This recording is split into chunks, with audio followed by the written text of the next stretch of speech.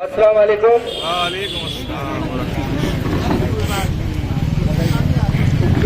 साथियों, white house में अगर मेरी आवाज जा रही है तो व्हाइट हाउस के लोग भी निकल आए। काम तो 30 साल से कर रहे हो, थोड़ा धरना भी देख लो भैया, क्योंकि 31 मार्च के बाद अगर एक्सटेंशन नहीं रहा तो फिर क्या होगा। इसलिए आ जाए सब लोग। आवाज मेरे ख्याल से पहुंच रही होगी अंदर तक। साथियों देखिए, एक मसला अभी सामने आया जिसपे इतनी ज्यादा खुशी हो गई, तो उस पर मैं थोड़ी सी कुछ बात करना चाहूंगा कि साहब डेली वेजेस के पैसे बढ़ गए, सेंट्रल वेजेस हो गई। ये कोई पेपर आया अभी तक?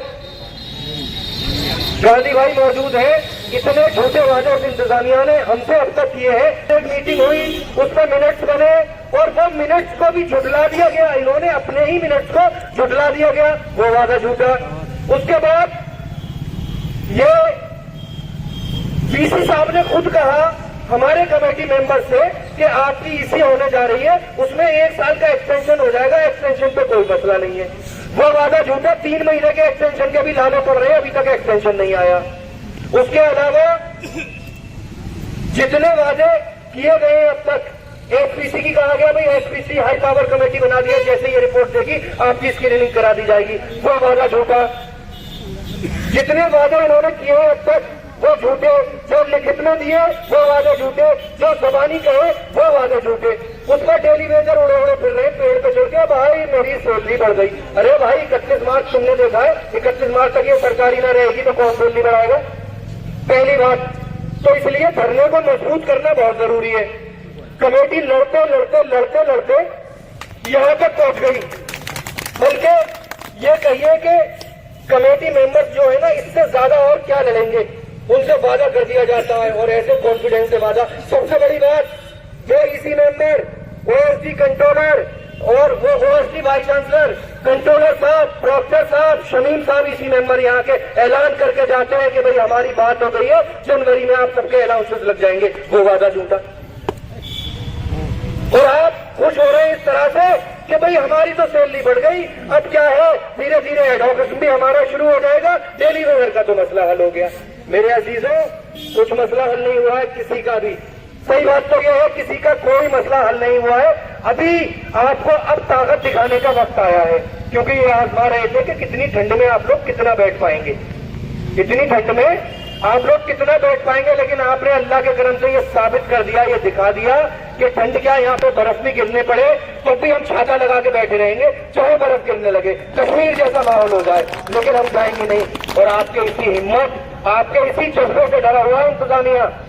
इस ठंड में भी इंतजामिया के लोगों को पसीने आ रहे हैं, क्योंकि उन्हें पता है कि न जाने गांधी जी किसी दिन मंच पर चढ़ के कौन सा ऐलान कर दें और पब्लिक एकदम अंदर ही घुस जाए, पता चला हमें भागना भारी पड़ जाए। क्योंकि देखिए, सब्र सबका होता है, सब्र सबका होता है। सब्र गांधी जी का, उन गांधी जी का भी एक जगह टूटा था तो उनका भी टूट सकता है, और इनका सब्र टूटे तो लेने के देने पड़ जाएंगे। ये बात इंतजामिया जानती है, ये बात इंतजामिया जानती है।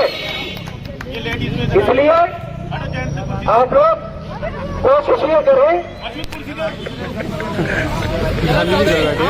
कोशिश ये करें कि धरने को बहुत मजबूती रहे, ज्यादा से ज्यादा तादाद में लोग आते रहे और कोई भी किसी तरह की गलतफहमी में ना आए, बिल्कुल भी किसी भी तरह की गलतफहमी में ना आए, क्योंकि आपके जज्बे और आपकी यूनिटी से ही इस ठंड के मौसम में इंतजामिया को पसीना आ रहा है।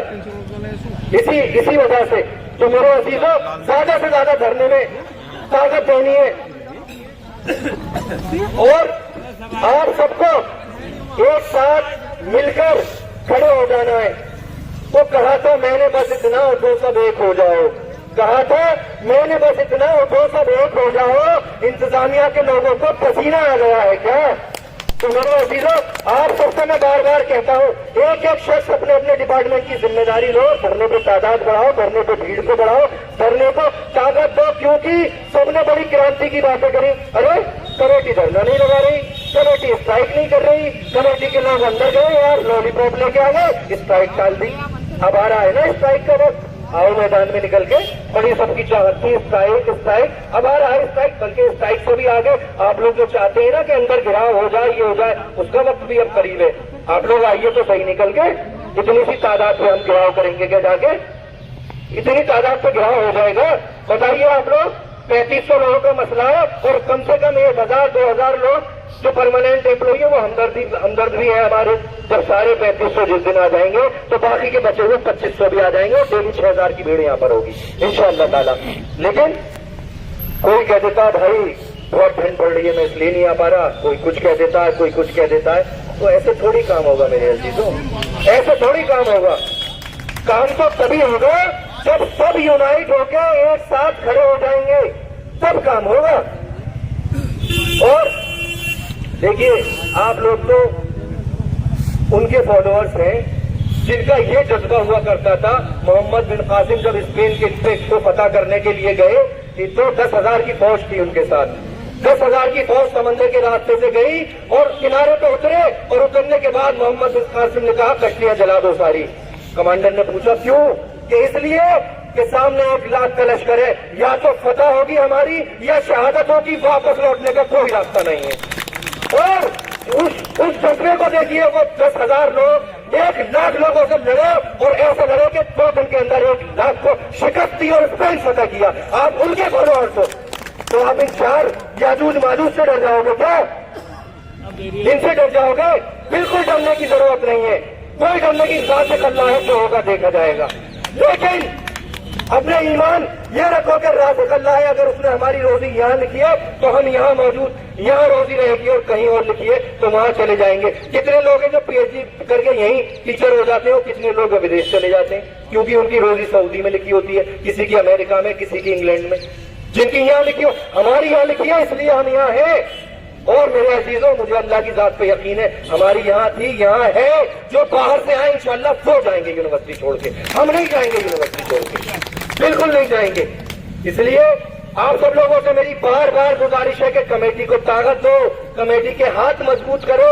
और कमेटी को इतनी भीड़, देखिए नेता की ताकत होती है भीड़। कोई भी नेता आता है ना और किसी भी अधिकारी को चढ़ जाता है जाके, चाहे एमयू के अंदर का मामला हो या एमयू के बाहर का, लेकिन उसे पता होता है मेरे पीछे भीड़ इतनी है कि एक आवाज दूंगा हजारों लोग आ जाएंगे, तब नेता में करंट होता है। और नेता को ये पता हो कि भाई अगर मैं भिड़ गया और जरा सी सख्ती हुई तो आधी भीड़ भाग जाएगी, तो नेता कभी नहीं उलझता। नेता कभी नहीं, नेता तभी उलझते हैं जब आपकी ताकत का उन्हें अंदाजा होता है, जब ये अंदाजा होता है कि जनरल पब्लिक हमारे कहने पर कुछ भी कह देगी। तो आप लोग बताइए, जिस दिन कमेटी कहेगी आप लोग कुछ भी करने को तैयार है? हाथ उठा के बताइए, कुछ भी करने को तैयार है? लोग बता रहे शहीद होने की, शहीद होने को तैयार है? देख लीजिए रियाज भाई, देख लीजिए जज्बा।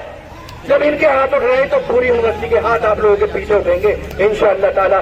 शहादत से भी कोई पीछे नहीं है, किसी भी हाल में कोई पीछे नहीं है। तो अल्लाह ने कहा फतेह होगी और फतेह हमारी करीब है इंशाअल्लाह ताला। आप सब लोगों से मेरी गुजारिश है, इस यूनिटी को कायम रखिए। और बड़ा फायदा हुआ है इस धरने से।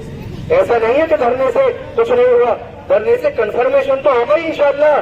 फायदा ये हुआ है जो हम एक दूसरे को जानते नहीं थे, सब एक दूसरे को जानते हैं। आज पूरी यूनिवर्सिटी का एम्प्लॉय एक दूसरे को पहचानता है। आप निकल जाइए कैंपस में कहीं भी 10 लोग मिल जाएंगे, भाई अस्सलाम वालेकुम, भाई कैसे हैं, भाई क्या। क्यों?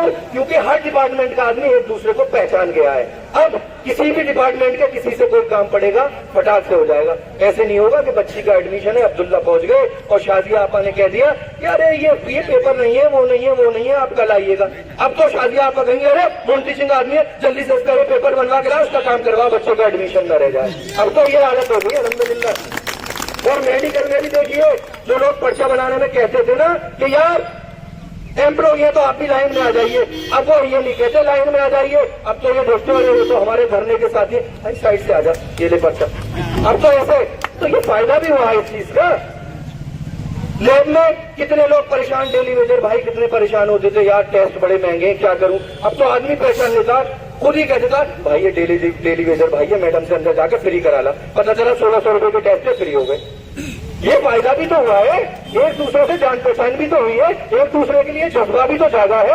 और नेताओं में भी करंट आया हमारे, अल्लाह का शुक्र है। करंट इसलिए आया कि उन्हें भी दिख रहा है एक मैसेज डालने की देर है, भीड़ ही भीड़ होगी यहाँ पर। जब पब्लिक नहीं थी तो नेताओं में भी करंट कम था, तो तमाम बातें होती रहती थी। अब अल्लाह का शुक्र है आप में भी बहुत करंट है, नेताओं में भी बहुत करंट है। करंट तो धीरे धीरे सामने वालों का कम हो रहा है, धीरे धीरे सामने वालों को कम हो रहा है और कुछ दिन बाद ये हालत होगी इनकी कि दोनों तार मिलाओगे चिंगारी भी न उठेगी। ये हालत होगी इनकी इंशाअल्लाह ताला। तो कहेंगे यार ये तो न्यूट्रल फोर्स दोनों चला गया। ये हालत होने वाला है इनका इंशाअल्लाह ताला। कुर्सियां छोड़ छोड़ के भागेंगे अल्लाह ने चाहा, कुर्सियां छोड़ के भागेंगे। क्योंकि कब तक लड़ेंगे भाई, अब हमें तो आदत सी हो गई। जिस दिन धरने पे ना हो ऐसी बेचैनी सी रहती है कि यार आज पता नहीं क्या हो गया। सही बात है, सही बात है, सही बात है। दिन में एक राउंड अगर घर में मेरी वाइफ बीमार थी, लोग धरने पे एक राउंड अगर ऐसा हो जाए कि ना लगे तो पूरी रात तक नींद ना आती, यार धरने पे नहीं गया आज, तो दिन में एक आध बार राउंड जरूर लगा जाता, क्योंकि चैन ही नहीं पड़ रहा। हमें तो आदत पड़ गई धरने की। हम तो 1 साल तक लगाए रहेंगे, लेकिन तुम 1 साल तक ना कुर्सी पे नहीं रह पाओगे जनाब आली। बहुत बेहतर है इज्जत से चले जाओ, बहुत बेहतर है इज्जत से चले जाओ। क्या फायदा, इतनी धुटकारे सुनने के बावजूद भी नहीं जा रहे।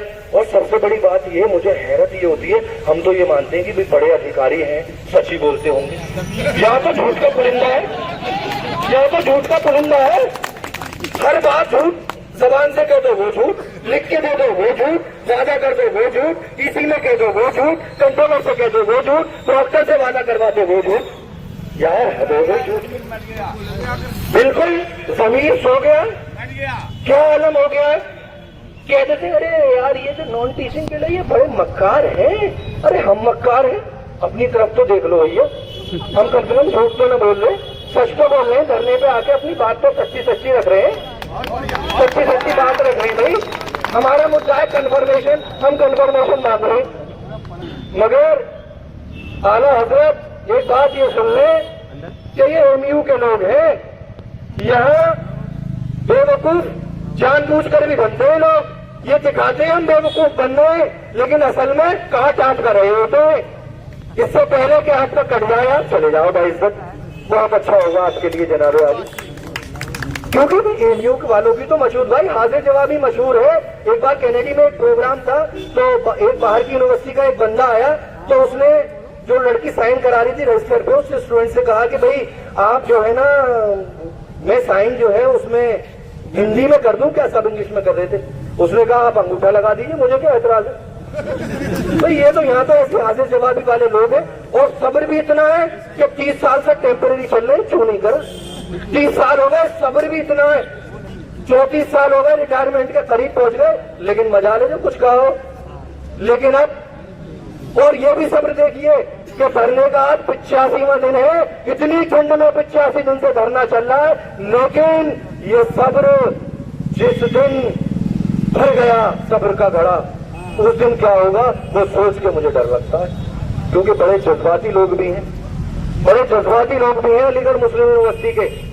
तो ये समझना चाहिए।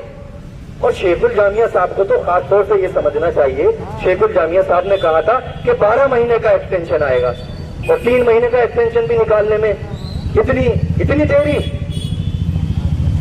कुल मिला के लत्तो लुआब ये है कि इनके झूठ पे झूठ, हमारा सच पे सच। और ये आप जानते हैं सब कि जीत हमेशा हक की होती है, जीत हमेशा सच की होती है।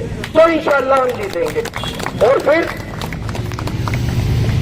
अल्लाह रब्बुल इज्जत भी ये देख रहा है कि 3500 लोगों की रोजी रोटी का मामला है, यानी कि 3500 परिवार की रोजी रोटी का मामला है। एक फैमिली में अगर 5 भी लोग हैं तो कितने हजारों लोग हो गए, 20,000 लोगों की रोजी रोटी का मामला है। तो ऐसे ही थोड़ी छिन जाएगी। लिहाजा आप सब यूनाइट रहिए, कमेटी के साथ रहिए, कमेटी को ताकत देते रहिए। बस मैं इस शेर से अपनी बात खत्म करूंगा कि मिल के पुकारोगे तो लौट आएगा माजी, आओ मेरी आवाज से आवाज मिला दो, खामोश मिजाजी तुम्हें जीने नहीं देगी। इस दौर में जीना है तो कोहराम मचा दो।